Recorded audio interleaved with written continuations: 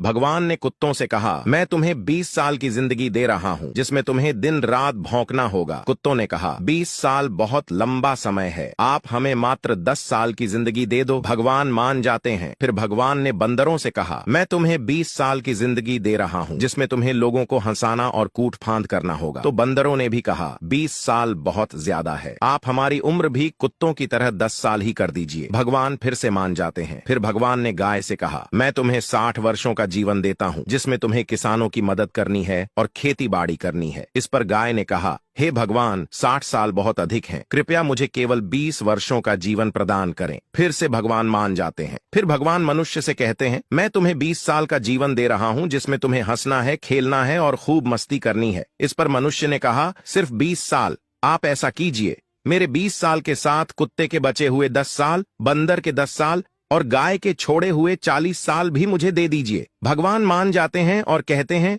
जैसी तुम्हारी मर्जी। हम भगवान के दिए 20 साल बहुत मजे से जीते हैं, उसके बाद के 40 साल कड़ी मेहनत और परिश्रम से जीते हैं, फिर बचे हुए 10 साल बंदरों की तरह हम कूट फान करते हैं और आखिरी बचे हुए 10 साल हम घर के बाहर कुत्तों की तरह बैठकर पूरी दुनिया पर भौंकते हैं। हो सकता है जिंदगी का सच ना हो, पर कहीं ना कहीं इसमें सच्चाई भी छुपी हुई है। हम भगवान के दिए 20 साल बहुत मजे से जीते हैं। अगर आप भी इस बात से सहमत हैं तो यस जरूर लिखें और इसी तरह की कहानी